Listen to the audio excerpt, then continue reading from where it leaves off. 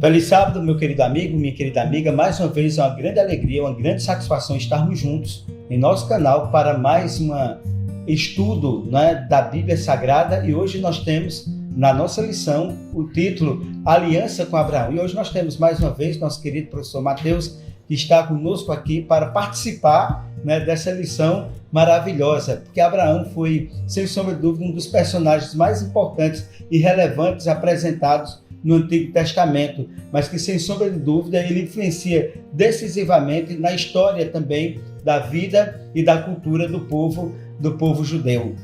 E, portanto, nesse momento, nós gostaríamos de pedir também que você compartilhe o nosso canal, dá um like aí para que o canal seja cada vez mais participativo e interativo. Semana passada tivemos a presença do professor Rafael.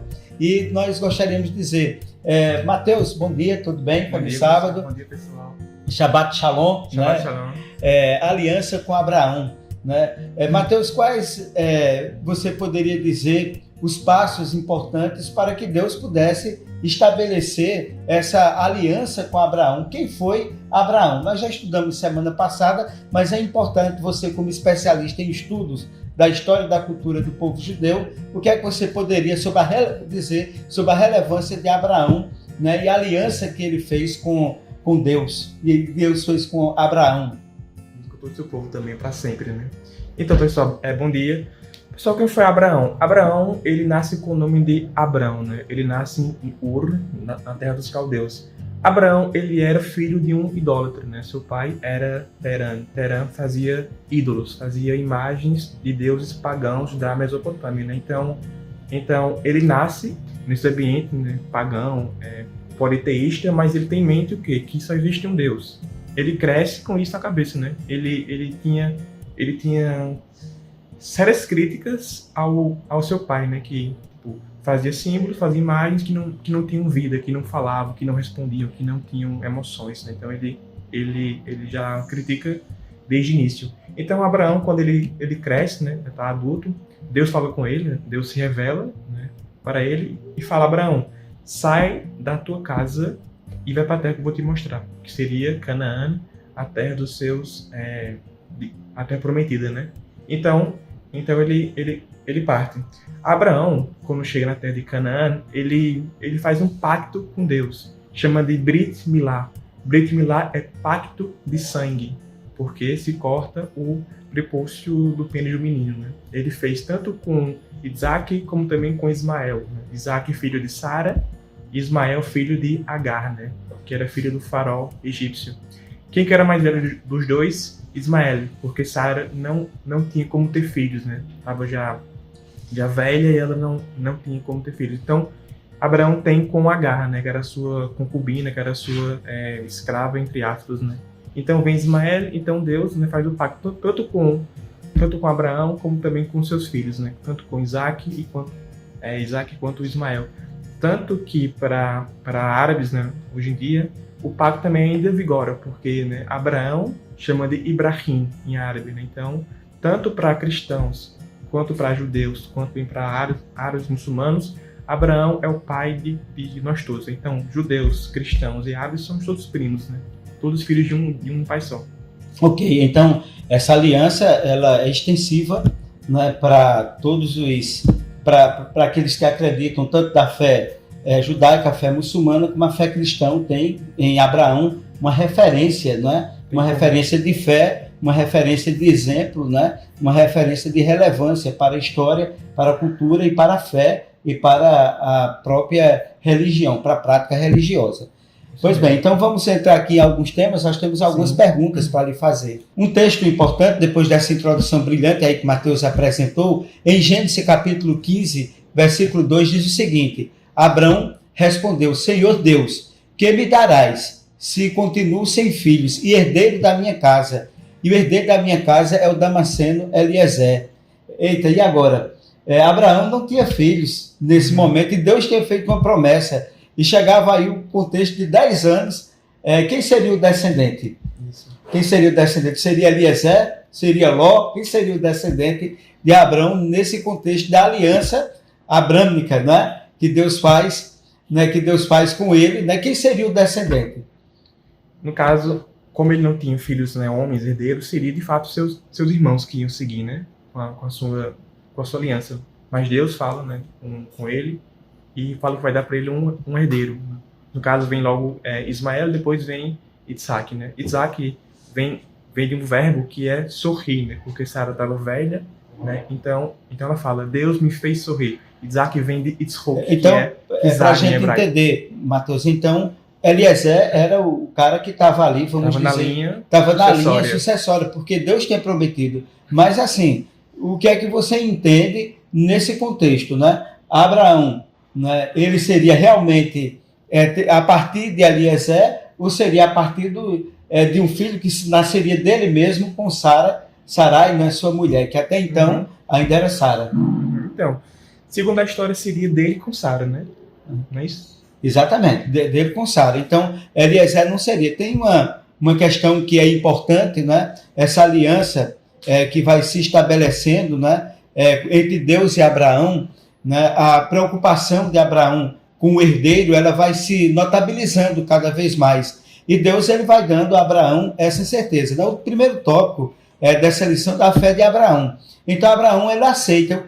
Como você vê a fé de Abraão em ser um homem já idoso e Sara uma mulher idosa, né? Essa fé, né? Em acreditar que eles mesmo sem condições, talvez De idade, físicas, já. de idade, né? Uma série de coisas, né? Como é que a gente pode aí entender a fé de Abraão nesse contexto? Se fala na Torá, em Gênesis, Deus fala, Vayomer Elohim, Avraham Sheli Havé.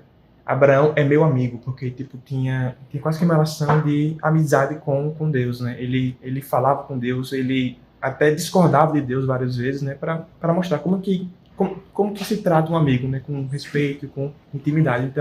Então como que era a fé de Abraão visto isso, né?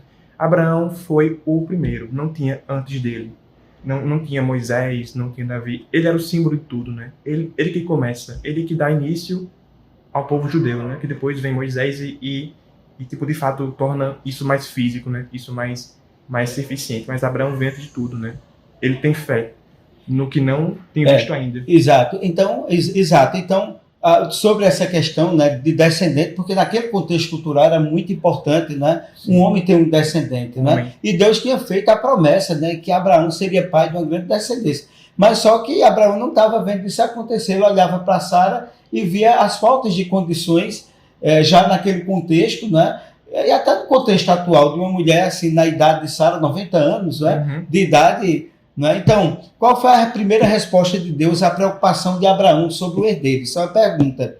Primeira pergunta. É a letra A, que Abraão não teria um filho, toda a sua herança seria transferida para o seu nobre sobrinho Ló, né?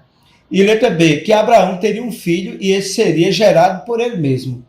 Resposta letra B. A letra B. Mas por quê? Se Abraão ele via objetivamente que Sara não tinha condição, ele olhava para ele também e disse assim, eu até que posso até gerar, né? Mas assim, a idade da gente já não nos permite, mas Deus tinha dado a promessa. Arriscado também morrer também, né? Pela idade. E pela idade, né? Então, ou seja, como é que você entende a fé de Abraão nesse contexto, essa confiança dele? Então, professor, Abraão, ele não teve em casa essa sua fé passada de pai para filho, né? Como falei, Abraão era filho de um pagão, então foi uma coisa nova para ele. Ele pôs a fé inteiramente em Deus. Tanto que ele faz uma coisa simbólica demais, que é o quê? Akedat Yitzhak, né? Quando Deus fala, Abraão, quero que tu sacrifique teu único filho. Já pensou? O cara passar anos sem filho, quando tem um com sua esposa legítimo, Deus pede para matá-lo, né? E ele vai e o faz, só que antes disso um anjo o para, né? Mas isso mostra não só a fé de Abraão no filho, como também em Deus, né? Como ele tira, ele dá também o filho. Exatamente. Então a fé é extraordinária, né? A pessoa acreditar que em circunstâncias biológicas, vamos dizer assim, ter um filho, né? Acreditar, mas a gente sabe que nesse meio termo Abraão ele também teve suas dúvidas, suas incertezas, para que ele desenvolvesse a fé necessária, né? E é exatamente esse segundo tópico, as dúvidas de Abraão. Em Gênesis 15:4 diz, e ele escreveu a palavra do Senhor dizendo, este não será teu herdeiro, mas aquele que da tuas entranhas sair, esse será o teu herdeiro. Né? Então, quem era? Eliezer seria o herdeiro, né? Então Deus estava determinando, né, para Abraão de que ele, que saísse da entranha dele, seria o herdeiro dele. Quais as dúvidas de Abraão nesse contexto que você entende? Eu acho que a dúvida maior de Abraão foi se Sara conseguiria ter o filho, né? Tanto que ele vai atrás de outra pessoa para fazê-lo, né? Ele vai atrás Agar, né? Que era filha do faraó. Era uma pessoa muito importante, né? Que foi dada a Sara como sua serva. Então, acho que ele não teve dúvida de Deus, mas teve dúvida de Sara, se Sara conseguiria fazê-lo ou não. Então, com a dúvida, ele recorre a outra pessoa, né? Não era sua esposa, mas era um meio dele ter a herança. Então, existia uma promessa. Sim. Uma promessa, né, que era para Abraão, que sairia das entranhas dele. Sim. Aí a pergunta seria a seguinte pergunta: de que dependeria o cumprimento da promessa divina? Letra A, dependeria da justiça divina, ou letra B, dependeria da própria justiça de Abraão? Você entendeu? Uhum. Dependeria de Abraão ou dependeria de Deus o cumprimento dessa promessa? Letra A ou letra B? Dependeria, para mim, letra A. Letra A. Mas por que Deus da fez justiça divina? Com ele. Deus não tem como voltar atrás. Porque Deus é Deus. Se Deus prometeu, ele cumpre, né? Então você que está em casa, você está aguardando alguma coisa, confie em Deus, né? E Deus, ele há de cumprir a promessa que ele determinou, né? Então não tenha nenhuma dúvida nesse sentido, né? E o terceiro tópico da lição, ele continua com as dúvidas de Abraão, né? Veja, em Gênesis 16:1 diz o seguinte: ora, Sara, mulher de Abraão, não lhe dava filhos, e esse tinha uma serva egípcia cujo nome era Agar. Veja o seguinte, veja que situação, né? Existia já uma questão cultural na época de que se a mulher não tivesse filhos, ele poderia habitar com quem? Com uma serva. Sim. Não é isso? Culturalmente. E como você colocou anteriormente, Abraão pôs a dúvida, não nele, né? Mas ele pôs a dúvida em quem? Em Sara. Né? Mas a promessa de Deus é que seria com quem? Dele. Né? Dele, mas também com Sara. Né? Entendeu? Mas aí, o que foi que aconteceu? Como é que a gente analisa essa questão? O que é que implica essa relação de Abraão com Sara? E, aliás, com Agar.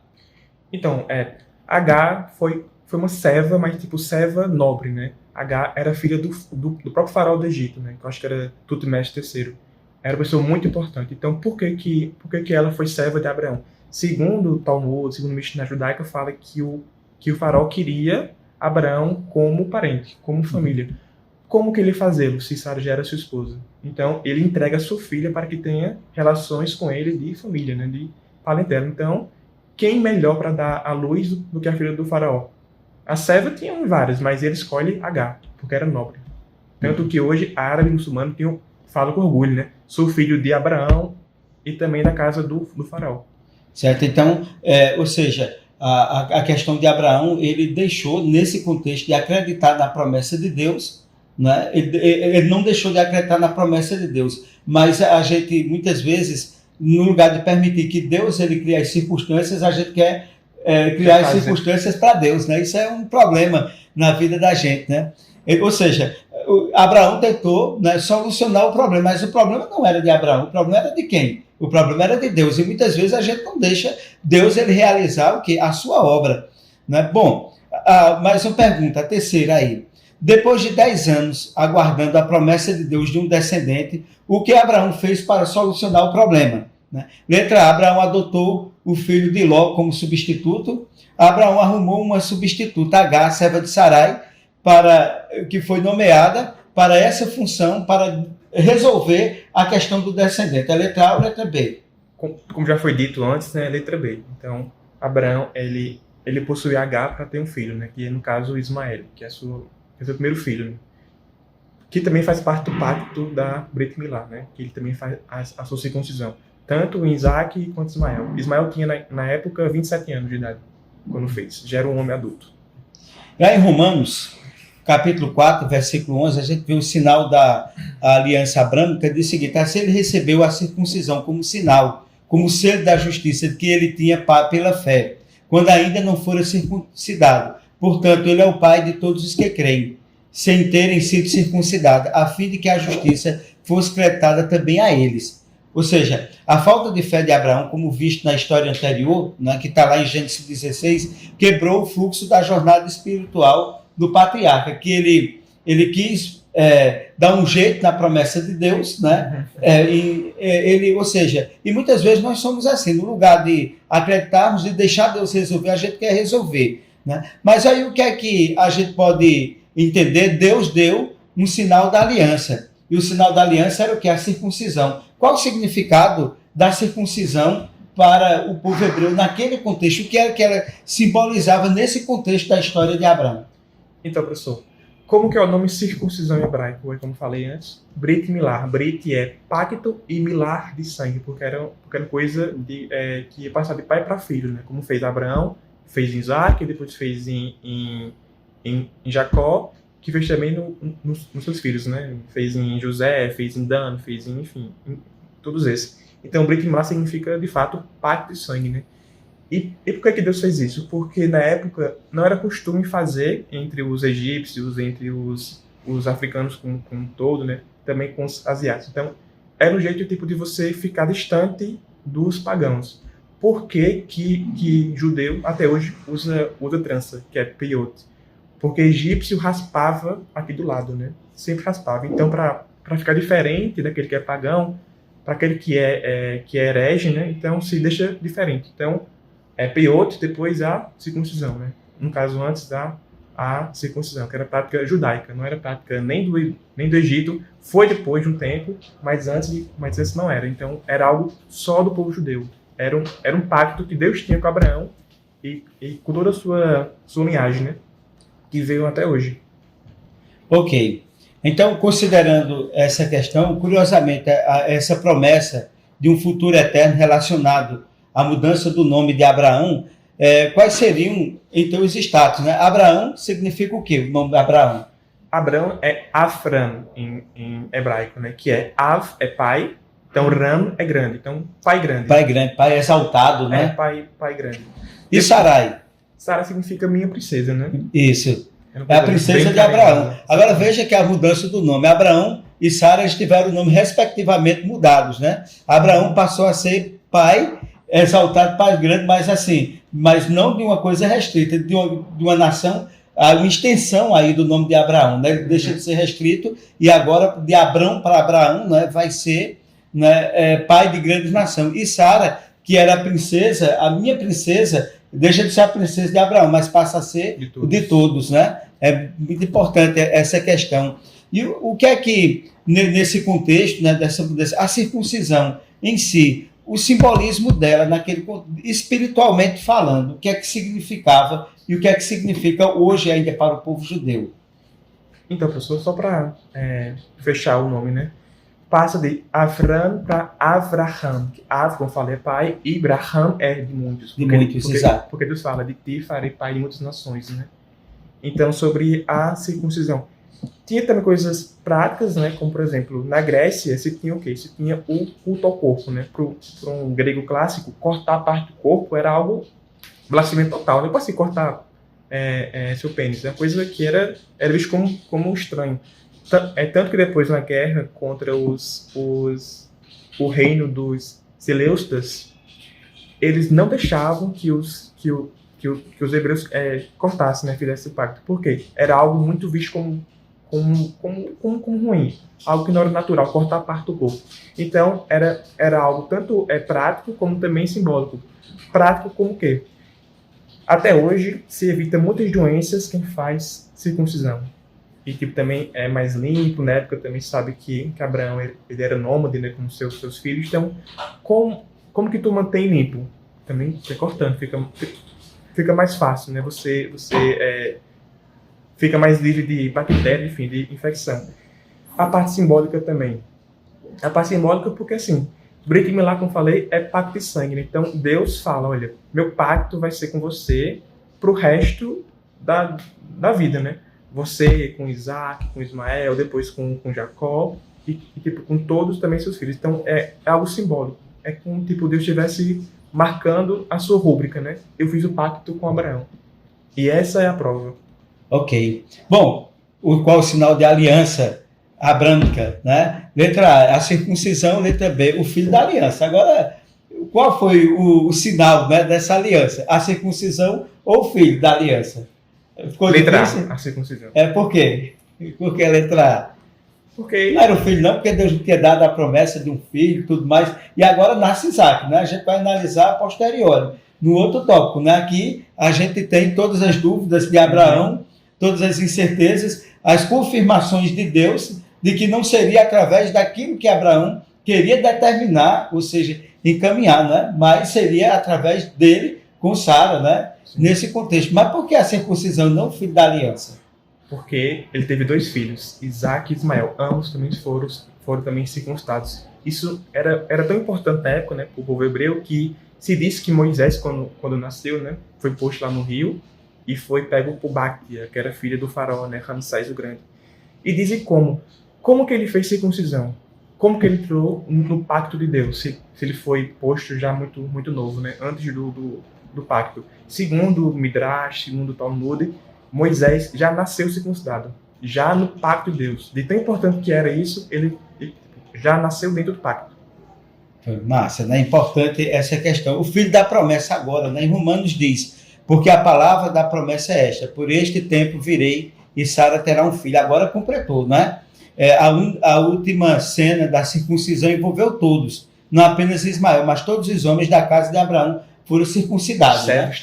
A demonstração que não é o filho, mas a circuncisão é importante, né? Todos, né? É repetida ali em Gênesis 17 4 vezes. E foi nesse contexto que, inclusive, Deus apareceu a Abraão para confirmar a promessa de um filho, né? Que esse filho seria Isaac e não Ismael.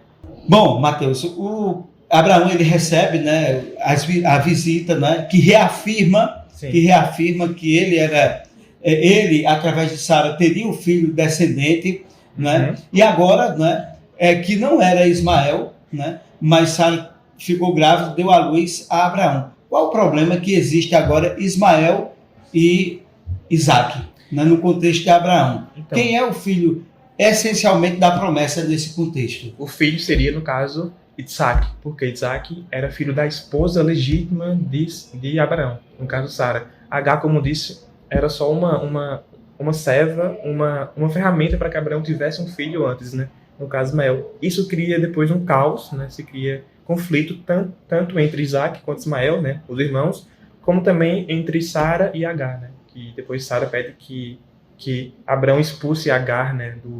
Da casa. Então ela sai junto com Ismael pelo deserto, né? Então Deus, segundo Gênesis, guia Agar até um porto seguro, né? Para que ela não morra, mas que ela siga sua vida. Pronto, então o filho da promessa de Deus para Abraão, letra A, foi Ismael ou foi Isaac? Mas Ismael não era o primogênito? Mas não era filho legítimo dele.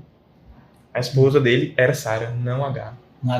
E aí, como é que fica para a gente entender melhor? Ismael, ele vai ser sacrificado por Abraão juntamente com Agar. Como é que fica essa questão da descendência? A gente sabe que Isaac está contextualizado, o filho da descendência. Ismael, o que é que acontece? Ismael vai dar origem depois aos povos de Edom e depois os árabes, né?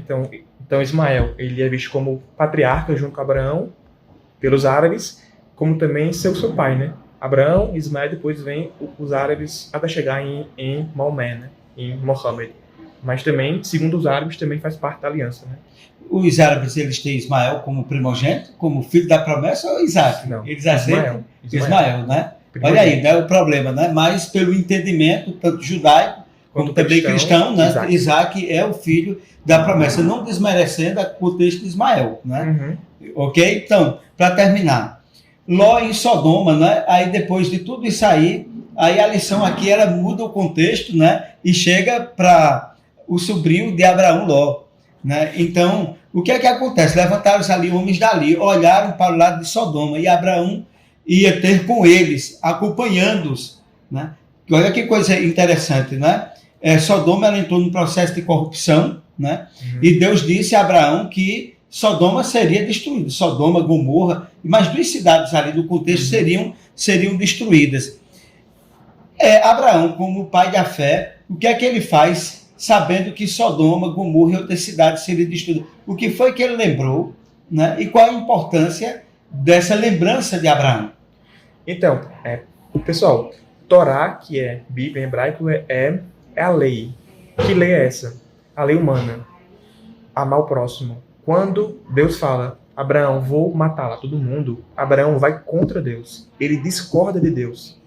Por quê? Ele vai defender o povo. Fala, não, Deus, se lá tiver justos, isso será uma coisa cruel da tua parte, né? Então Deus faz o quê? Deus aceita o argumento de Abraão. Não que ele perdeu no argumento, mas Deus pôs Abraão numa situação onde Abraão conheceu até sua fé.